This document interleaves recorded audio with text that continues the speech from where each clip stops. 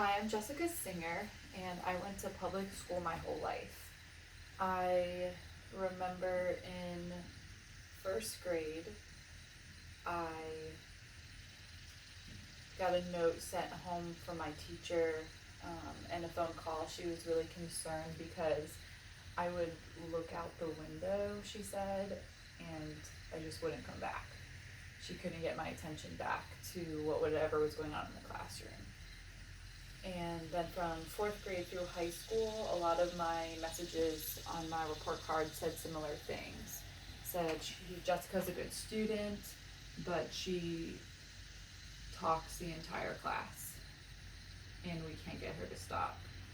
So I think my experience in public school was that of I knew how to kind of play the game to do decently in school, even if I wasn't that interested in what was going on, but I wasn't able to fully engage with what we were learning about in a way that kept my attention.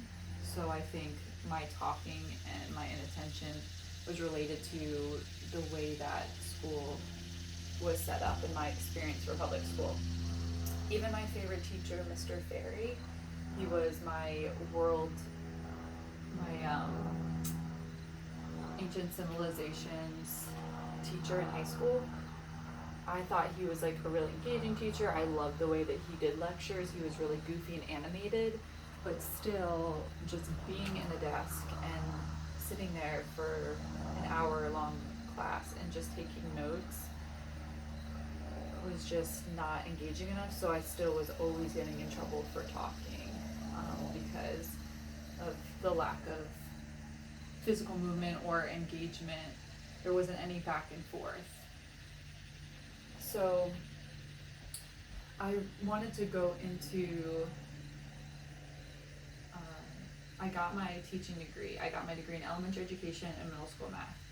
But when I got it, it wasn't because I wanted to pursue like having a really great lesson or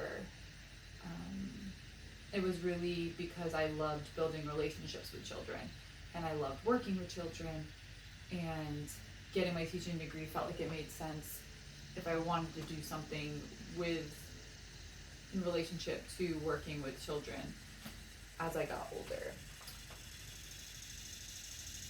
Upon student teaching, I saw the setup of the classroom. I had like 30 children of all different backgrounds, and I just felt like a fish out of water. It felt like this impossible task that is set up for most teachers in schools, where you're just not able to meet the needs of a lot of the children because there's so many that you're overseeing, and you're kind of just putting them all in the same box and hoping that the same approach will somehow gain success for each of them.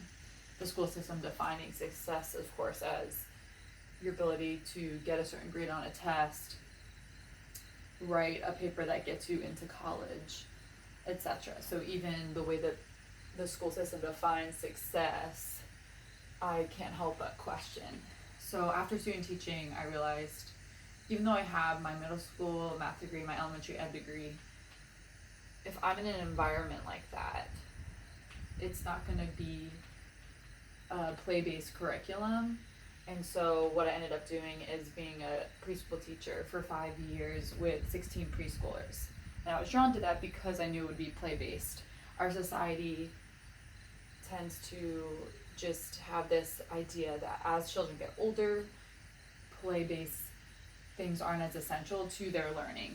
And I wish that wasn't the case, because I definitely don't think it's true. I think play-based is really essential for all ages. And that's what I do now. I homeschool and I play with my kids for a lot of the day.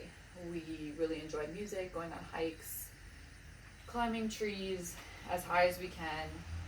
Basically all the things that I love to do the most, which is stuff that's music related, stuff that's related to Jesus, stuff that is outside and engaging and fun and enjoyable. Those are the things that my children are also super interested in by nature, so we're able to enjoy those things together, and that does make up most of our day. I really prefer real life learning with our homeschool. So things that are going to give a meaningful application. For example, my son's really interested in street signs right now. So we'll be driving on the road and he'll be asking me what all the street signs say. A lot of times it's just a road sign with a certain arrow. Sometimes there's words, and then we get into how to pronounce them and what they say. And the biggest one right now is the U-turn, because he's learning when we hit a sign that has a U-turn, and that's why I'm U-turning, versus when I just got us lost again because I have no sense of direction and I'm just turning around because I don't know where we're going.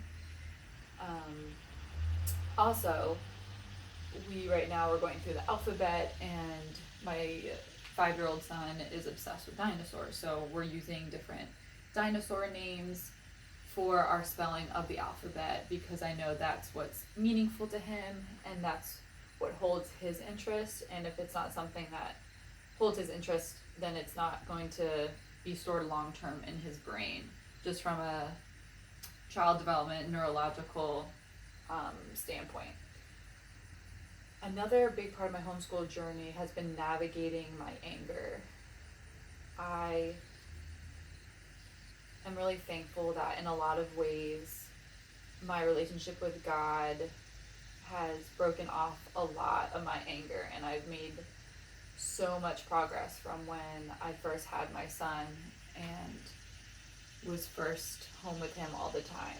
But it's still a big struggle, and I would say what I've learned the most from that on my homeschool journey is to own my mistakes, to not dwell on the guilt of what I wish I had done differently or how I wish what happened and it didn't happen, nor deny that I did anything wrong and just like never address it with my children. I've learned that it's really important for me to approach my children, especially my 5-year-old, because he's a little bit older and understands more, and really own, I messed up. It's not your fault that I said this thing or I did this thing to you. I'm working on staying calm when I feel upset. This is something that God's helping me with, and I'm learning just like you are and normalizing that mess up. In this way, my son and I can grow in that mutual trust and mutual respect, which I think is essential for any relationship that you have in life that is healthy, including the relationship that you have, the homeschooling relationship that you have between you and your children, or you and the children that are in your care. Having that problem solving mindset. So when my son is really resistant to what we're doing or what the plan is or the way that we're doing something or how something turned out that maybe he didn't like the outcome, instead of being upset that he's upset and creating a bigger problem, going into a proactive problem solving mode. Like, okay, you didn't like how this happened. What can we do next time so that this doesn't happen? Or what can we control right now to make this better, because I can tell that you're really upset about this. These are all strategies that can really preserve the health of the relationship so that it doesn't get broken down over time to the point that children are shut down and not open to learning. A couple of phrases that are helpful for me is tell me more. So if my kid comes to me and they're excited about something or neutral about something or upset or angry about something, no matter where they kind of are emotionally, the first thing I say is tell me more. And that's my way of letting them know I'm paying attention, I care about what you're saying, I want to understand better. So that has been really helpful for my relationship with my children. And then also being a calm force. So when they are in those really heightened emotional states, growing in my ability to be that calm presence, not necessarily even verbally say anything in response to their outburst, but staying with them, staying present and staying calm. And usually within 2, 3, 4 minutes tops, if I do that, they're able to calm back down. We're able to get back to a place where we can have more time to learn more and thrive more and have more fun, because we calm down quickly instead of escalating it and breaking down the relationship. The last thing I want to leave you with is often our model is what will determine how our children will live. So we might think that the right curriculum, the right books, the right words that we say to our children are going to make a huge difference in their life.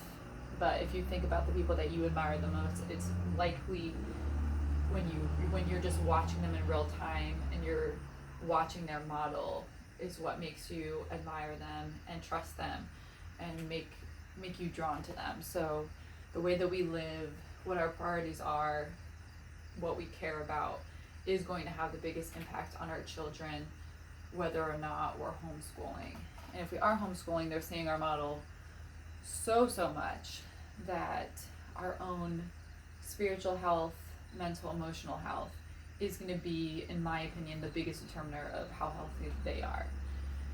Thank you guys so much for coming today. I hope that a lot of these 5-minute spiels were helpful, and I hope that you stay longer. We're going to break out into groups so that you can have more time with some of us to ask more questions.